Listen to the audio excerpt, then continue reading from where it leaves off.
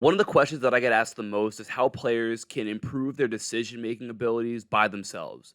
Now, obviously, the best way to improve your decision making is by actually having to make decisions. So, going and playing, specifically playing 2-on-2, 3-on-3 games, we call them small sided games, and also just playing normal 5-on-5. But obviously, I can relate because as a player, you don't always have access to those things. A lot of times you're going to work out by yourself or spend time by yourself. So, how can you improve your ability to make decisions without anybody else around you? Now, obviously, as a player, it's so important to be a great decision maker because you can have all the physical ability. You can spend all this time working on your shooting and your ball handling and your finishing, your passing, whatever. But if you don't understand when to do what, then you're always going to struggle to be consistent. You're always going to struggle to perform, and you're not going to play with a lot of confidence because you're going to be unsure and second guessing yourself all the time. So, if you really want to become a great player, it starts with becoming a great decision maker. So let's talk about a few things that you can do when you're by yourself to be able to train this ability. Specifically, we're going to go through four things that you can do by yourself to increase your ability as a decision maker. Obviously, like I said, playing and utilizing those small sided games, the 1-on-1, 2-on-2, 3-on-3, 5-on-5 sort of things are great and you should do them as much as possible. But if you also do these things, it's going to help transform your ability as a decision maker and it's going to transform your confidence as a player as well. The first thing that you should do if you want to increase your decision making ability by yourself is watch a ton of basketball. So, specifically, you want to watch full games of basketball. Now, I recommend for players who are at the middle school, high school, college level to watch a lot of college basketball because it's going to be what translates best to your level. Specifically, if you're like a high school player, the best thing for you to do is watch full college games because the games are very similar in terms of the flow, in terms of the type of offenses that are run, in terms of the type of actions. And so because of that, it's going to most directly correlate to the situations you're going to see most often as a player. But you can also gain a lot from watching full NBA games, full EuroLeague games. You can learn a lot from those things as well. But the important thing is that you watch full basketball games. The reason I say that is because you get so much context and understanding behind why somebody does something when you actually know what's going on throughout the game. A decision a player makes in the second quarter might be different than the decisions that they make in the same situation in the fourth quarter because the time to score is different, right? Maybe in the second quarter, the game was tied, and in the fourth quarter they were up by 10, and so it made sense for them to change the decision that they made. So it's important to gain the context, and this is really how you can increase your basketball IQ by a lot, just by watching full basketball games.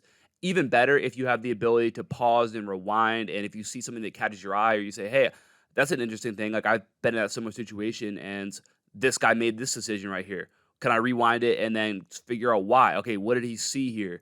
Or maybe you see someone make the wrong decision. You see somebody turn the ball over or take a bad shot, and you can rewind it. You can dive into why did they make that decision? What was the right decision that they probably should have made in that situation? That's one of the best ways you can increase your basketball IQ is by first of all watching full games. Also, watching and breaking down film of specific players is a great way to do this. Now, you can do this in a variety of ways. You can just get on YouTube, and this is probably the easiest way. You go, let's say, you play similar to Trey Young. You go on YouTube and you look, Trey Young highlights. The best thing, in my opinion, when you do this is to watch like individual game highlights. So Trey Young, 27 points, 10 assists against the, Milwaukee Bucks from a random game in February. Like that is the best way to do it because you get to see like the actual like the normal plays. If you go watch like a season highlights, you're gonna see like the spectacular stuff that doesn't necessarily happen all the time. But when you just watch the individual game, you're gonna see things that happen over and over and over again. It's gonna be much more applicable to you.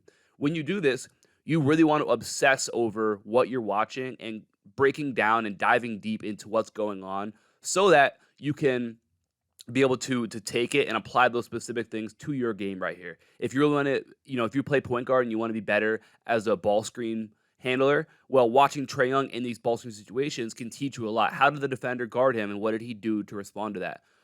How did the help defense react, and what did he do to respond to that? And you can see where his motivations are for the decision that he makes when you really dive into the film and ask a ton of questions about it and be willing to watch the same clip over and over and over and over again until you can understand the why behind it, right? This takes time, but if you want to get better at decision making when you're by yourself, you have to spend time watching film. So again, full games, player breakdowns, player highlights, stuff like that is really going to be able to teach you a lot if you're willing to spend time not just watching it one time through, But when something catches your eye, rewind it, watch it again, dive into it, try and find the tiniest detail you possibly can in that clip. And eventually you're starting to notice patterns. You're going to start to notice some trends, and you're able to start predicting the decision that players make.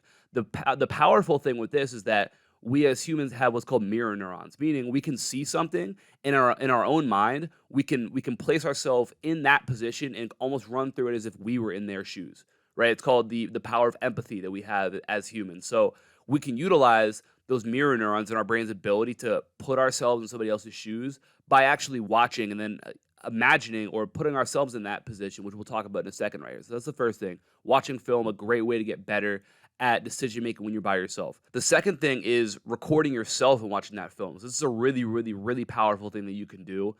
Obviously, for school games and AAU games, like being able to record that and then watching it back and trying to see, okay, what did I do in this situation? Did I miss something? Did I make the wrong decision? Did I make the right decision? And why? And really digging deep into those things. Because what you're going to see is that if you ask yourself those questions, you're going to see that you probably missed a lot of things, or you missed a lot of opportunities to make a play, or to have an option that, again, you might have had no idea about because in the moment you didn't see it. But when you watch the film back, you can pick up on these things. And now the next time you're in that situation, you're going to know that, you're going to be able to see that thing, and you're going to become a better decision maker because you've watched it, you've studied it, and you can go in there anticipating that you may have another option, or you may know the right decision going into some sort of situation. So going back to the ball screen example, maybe you go back and you watch your film and you recognize that, oh man, I had the weak side kick out when I came off that ball screen, or man, if I would have come off a little bit tighter around that ball screen, my defender wouldn't have been able to follow, get between me and the screen, and I would have been able to get downhill for a layup. Or maybe you saw that you made the wrong decision and you threw it to the wrong person, but you had the roll wide open on the ball screen. You might not know these things in the moment, but you'll be able to see them when you watch your own film back. So for a lot of schools, they are, if you're in high school or college, like they're already recording generally, so you can go back and watch those things. But if your school doesn't record, or if we're talking about AAU, find a way to record it, or ask somebody to record it for you and then go back and watch it. Super powerful way to be able to get better and improve your decision making going forward. You can also do this when it comes to pickup games. So, like I mentioned earlier, those small-sided games. So if you and five of your friends are going to play 3-on-3, just setting up a camera and recording, and then being able to watch back and see what you did, and all those things can be really powerful. As well as if you are playing 5-on-5, just recording that can be really, really powerful as well.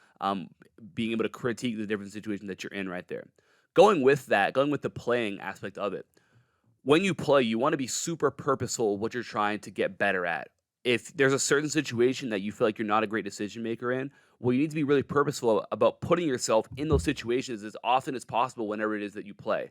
Again, going back to the ball screen stuff, if you feel like you're not a great ball screen decision maker, well, you need to make sure that when you play these pickup games, that games that don't really matter, you've got to put yourself in those positions as much as possible and be okay with the fact that you're going to mess up and make the wrong decision and fail a lot, because that's ultimately going to teach you a lot about, okay, well, that didn't work, so maybe I need to try this. Okay, that also didn't work. Well, now I'll try this. That worked. And all of a sudden you make that connection, and now you become a smarter player because you put yourself in that position over and over again. You've been willing to fail, but you came into that game, or the 2-on-2, the 3-on-3, with purpose, super purposeful about what you're trying to get better at, what you want to focus on, and the areas that you really need to spend your time and attention.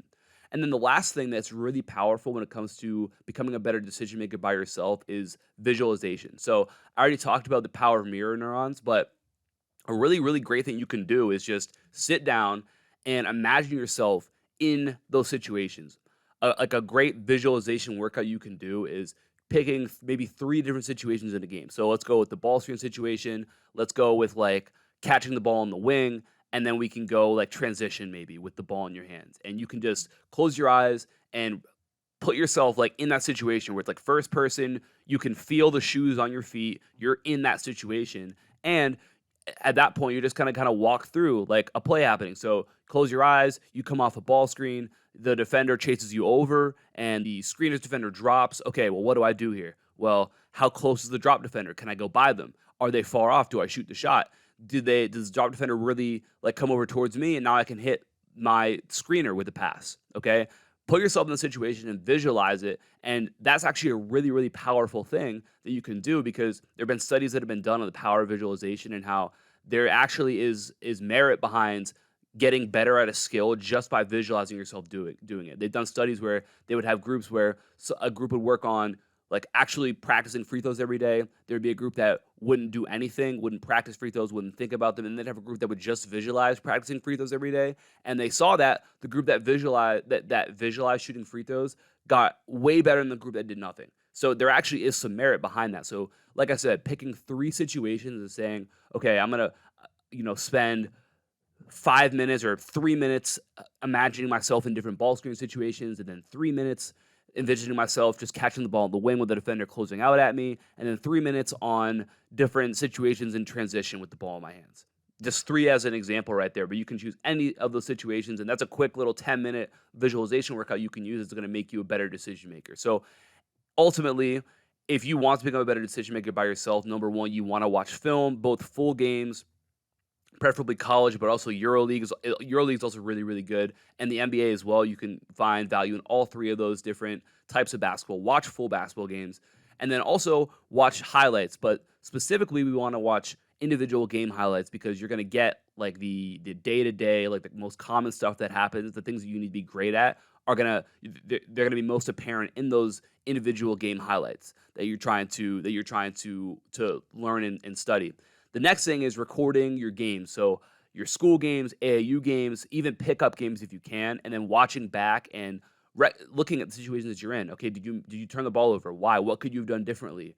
Do you take a bad shot or a forced shot or a shot that you felt uncomfortable taking? But why? What could you do differently next time? That's a great way to be able to improve your decision making going forward. The next thing is being purposeful when you play. So I want to get better at decision making in this situation. So I need to make sure I put myself in that situation as much as I can.